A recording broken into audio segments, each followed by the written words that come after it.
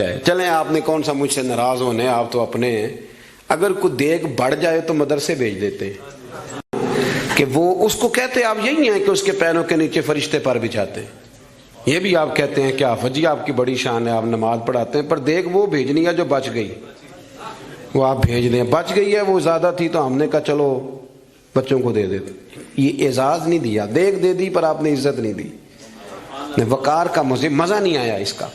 یہ کوئی سرور والا کام نہیں.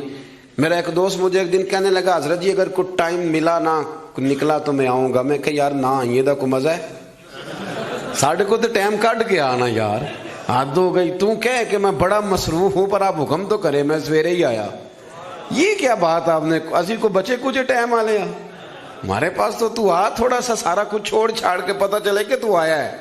میری بات کی سمجھ آ رہی ہے میرے عزیز؟ بات کو سمجھنا ہے آپ نے.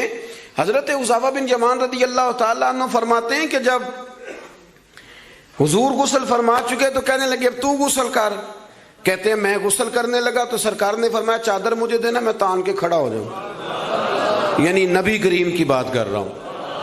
وہ ساری زندگی پیر صاحب نوکری کراتے رہتے ہیں, مرید پہ چڑھ جائے نا قرضہ تو کہتے ہیں اس کا ذاتی معاملہ ہے. تو جب تیرے گھر جھاڑو دے رہا تھا پھر نہیں ذاتی معاملہ تھا؟ تھوڑی تو بھی پیار کر لے, کبھی تو بھی ان کے ساتھ کہہ. وہ میرے ایک دوست ہیں پیر صاحب, تو عرس پہ میں گیا ہوا تھا تو ان کا بچہ وہ اپنے بیٹے سے پوچھتے ہیں کہ پتر وہ دال والا جو دیگ ہے وہ گرم ہی ہے نا؟ کہنے لگا ابا جی بس ٹھیک ہی ہے چل جائے گی. یعنی گرم کرنا بھی پسند نہیں صاحبزادے کے لیے. ابا جی چل جائے گی. تو پیر صاحب نے بڑا اچھا جملہ کہا, کہنے لگے پتر جب تو مریدوں کے گھر جاتا ہے تو تیرے ساتھ یہ سلوک کرتے ہیں, اس طرح تو نہ کر یار, کم از کم تیرا زور لگے گا ایک آرڈر ہی کرنا ہے ذرا گرم ہو جائے. پر ہم سمجھتے نہیں نا چیزوں کو, الا ماشاءاللہ اچھے لوگوں کی بات نہیں کرتا. میرے بھائی حضرت حذیفہ بن یمان رضی اللہ تعالیٰ عنہ فرماتے ہیں قربان جاؤں کریم رسول نے چادر تان لی, میرے لیے چادر تان لی, میرے لیے. تو امیر حرم میں فقیر بے نوا, تو کجا من کجا. یعنی میرے لیے چادر, میں گلیاں دا روڑا کوڑا تے میں نو محل چڑھایا ہے سانیاں. حضور نے چادر تان لی, کرنا غسل. اگر مجھے گرمی لگ رہی ہے تو تجھے بھی تو لگ رہی ہے نا. حضرت حذیفہ بن یمان کہتے ہیں میں نے کہا حضور میں بغیر چادر کے, فرمایا نا میں کھڑا رہوں گا, تو کر غسل. حضرت حذیفہ بن یمان کہتے ہیں تھوڑا سا غسل کر کے میں نے چھوڑ دیا. حضور فرمانے لگے نہیں اور نہا ذرا. کہتے ہیں میں نے عرض کی یا رسول اللہ صلی اللہ علیہ وسلم میں نہا لیا. فرمایا نہیں تھوڑا اور غسل کر. فرماتے میں نے اور غسل کیا. تھوڑی دیر کے بعد فارغ ہوا تو میں نے کہا حضور مہربانی فرمائیں میں نہا چکا. تو فرمانے لگے نا بھی اتنی دیر میں نے کیا ہے, تو بھی اتنی دیر غسل کر. حضرت حذیفہ بن یمان کہتے ہیں میں رو پڑا. میں نے کہا محبوبہ تیرے کرم پہ قربان جاؤں, اب بس کرے. حضور میں نہا چکا ہوں. تو حضور فرمانے لگے حذیفہ گھر سے اکٹھے نکلے تھے نا, گرمی میں ایک جیسا سفر کیا ہے نا یار, تو غسل کر. مجھے اچھا لگا یار یہ کیا سٹیٹس ہم نے بنا لیا. ہم اپنوں کے بیچ بھی اسی طرح رہیں گے. ہم اپنوں کے بیچ جو ہمارے اپنے ہیں ہم ان سے بھی کبھی, میں مسجد میں بیٹھا ہوں باوضو, ابھی میں نے عشاء پڑھی ہے, کو دیانتداری سے بتاتا ہوں, میں بیمار ہو گیا تو بڑی میری ٹانگوں میں ٹائیفائڈ بخار تھا, تو بڑی سخت تکلیف میری ٹانگوں میں آئی, اذیت آئی, مجھے چلا نہیں جاتا تھا, چھڑی پکڑ کے میں چلتا تھا. میری اماں جی حیات تھیں, میں نے ان سے کہہ دیا کہ بڑی ٹانگوں میں درد ہے. تو میں سو گیا, میری آنکھ کھلی تو میری ماں میری ٹانگیں دبا رہی تھی. میری ماں میری ٹانگ, اور میری جیسے آنکھ کھلی تو میں نے جھٹ سے اپنی ٹانگوں کو سمیٹا. میں نے کہا اماں جی آپ یہ کیا کر رہی ہیں؟ تو میری اماں جی نے کیا, وہ بیمار رہتی تھی, شوگر تھی, کہنے لگی پتر تو نہیں میری روز دباندہ. آپ بات کو سمجھے نا. وہ وقت گزر گیا, وہ انتقال کر گئی, 8-9 سال بیت گئے, پر وہ کبھی اس وقت کو یاد کرتا ہوں تو دل ٹھنڈا ہو جاتا. ہمارا تو سٹیٹس اتنا خوفناک ہو گیا کہ ہمارے اپنے ترستے رہتے ہیں کہ چلو 2 جملے پیار کے بول دے, 2 جملے, اور کسی کے لیے بھی نہیں یار, کسی کے لیے. سیدہ طیبہ طاہرہ حضرت عائشہ صدیقہ آپ فرماتی ہیں لوگوں ہم اس رسول کے ماننے والے ہیں جو جملوں کا بھی خیال کرتے تھے.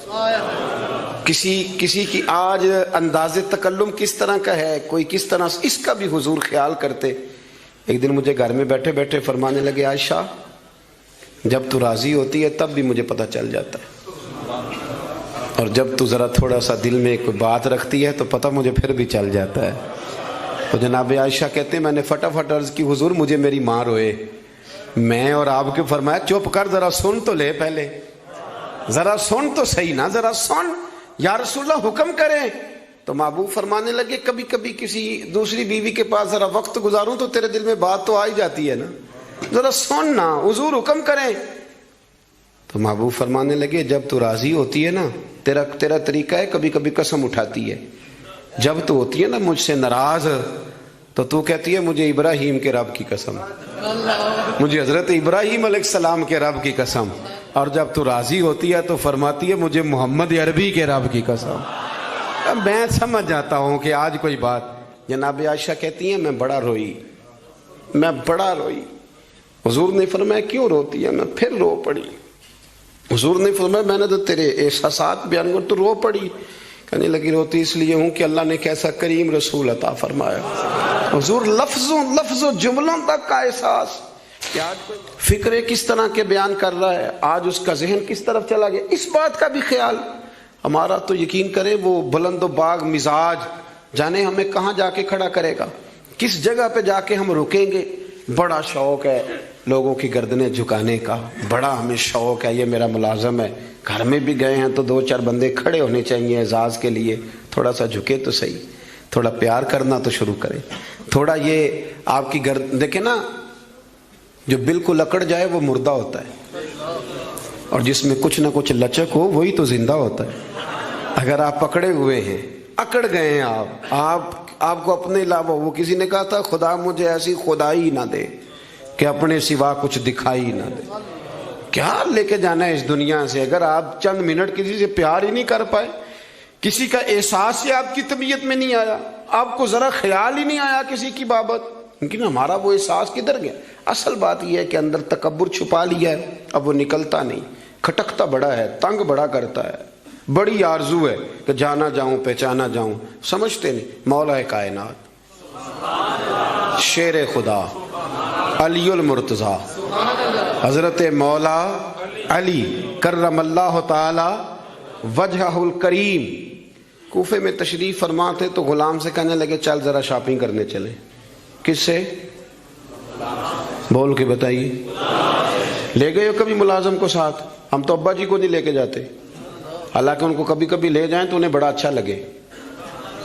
کبھی کبھی والد صاحب سے کہیں نا کہ موسم بدل رہا ہے 2 جوڑے لینے چلے, ہم لے کے جائیں کبھی ان کو ساتھ بٹھا کے, ان سے کہ ابا جی آئے میرے لیے کپڑے پسند کریں. ان بیچاروں نے بوڑھوں نے کیا پسند کرنا ہے, پر آپ ساتھ لے کے جائیں گے تو ان کا دل بڑا ٹھنڈا ہوگا.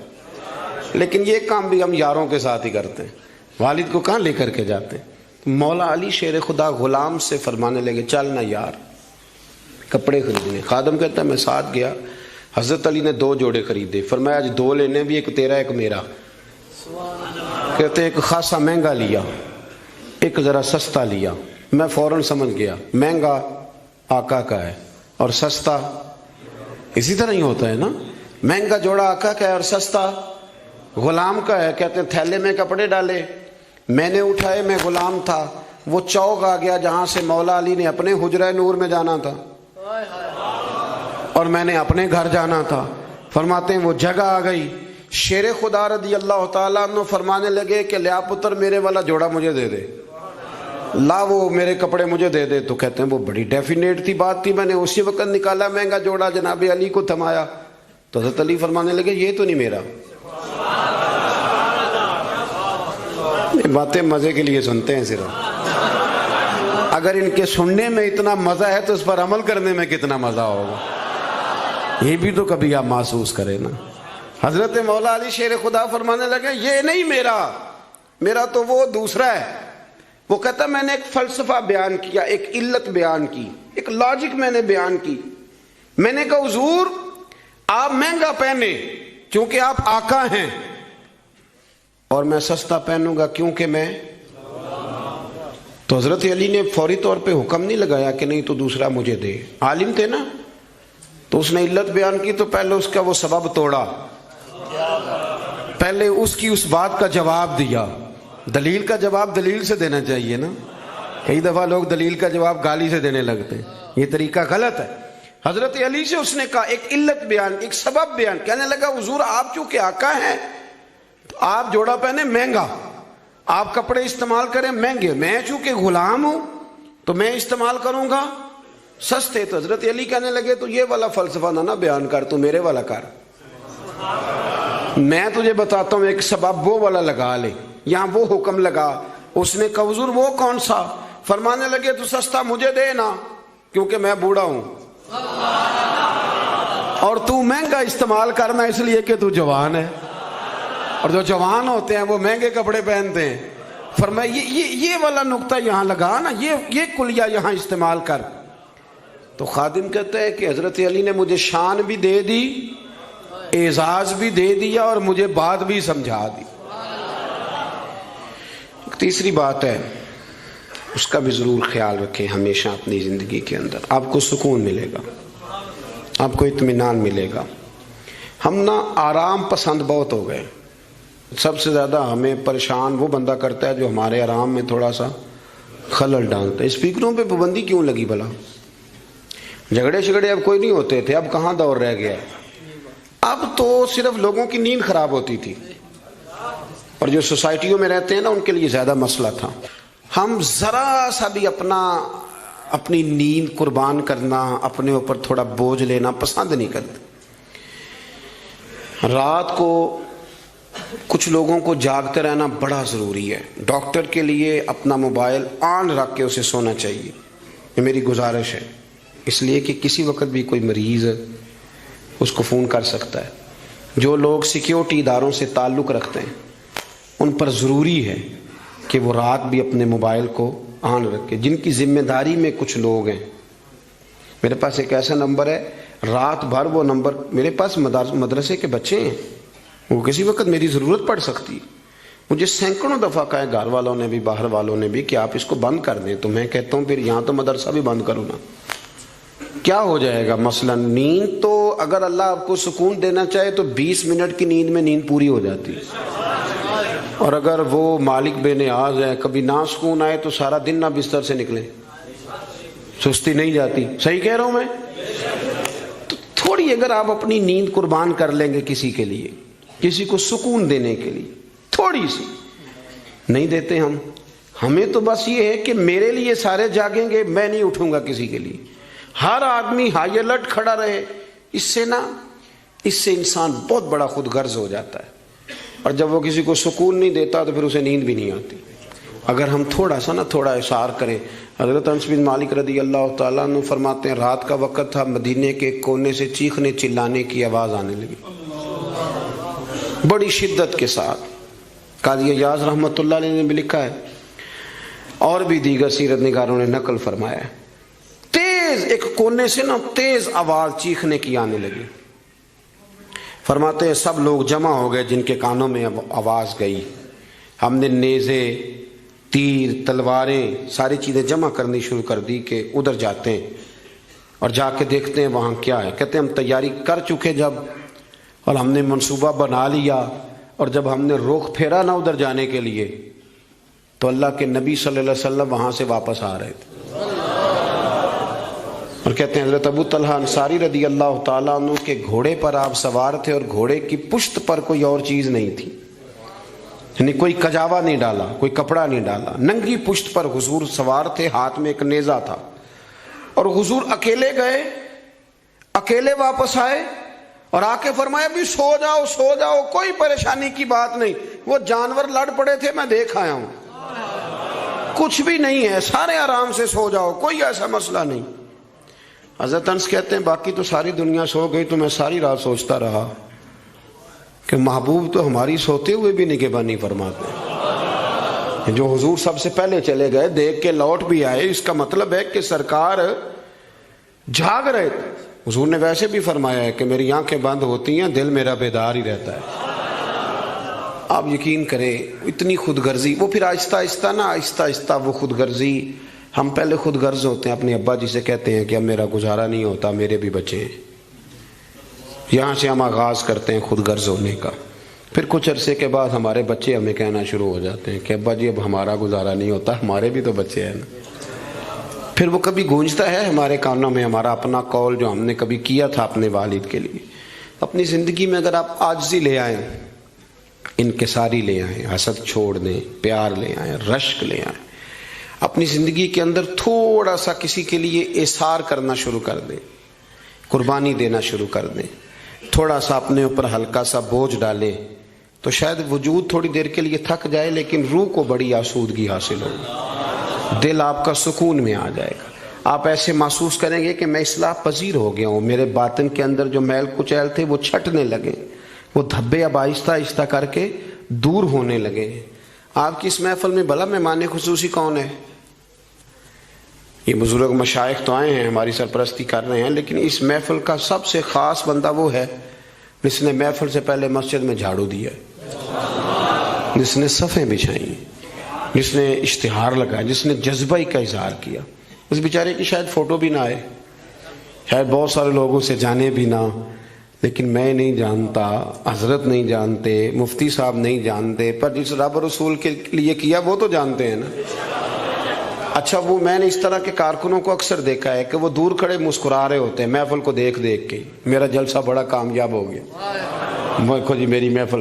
ان کو جو آسودگی حاصل ہوتی ہے نا دوسروں کو صفحے بچھا کے دینے میں، اعزاز دینے میں، محنت کرنے میں، شہرت تو کسی اور کی ہوئی، پوسٹر پہ نام تو میرا لگا، فوٹو تو میری لگی، اس بندے نے کیا کمایا؟ اس نے اپنے دل کا سکون حاصل کیا، اس نے راحت کمائی، وہ ٹھنڈا ہوا، اسے اللہ تبارک و تعالیٰ نے سکون کی دولت دی۔ وہ رات کو جب سوئے گا تو کہے گا میں نے کمال نہیں کر دی، حالانکہ کسی کو کوئی پتہ نہیں، اس کی وہ جو ساری باتیں ہو رہی ہیں وہ رب رسول کے ساتھ ہو رہی ہیں، اللہ نبی۔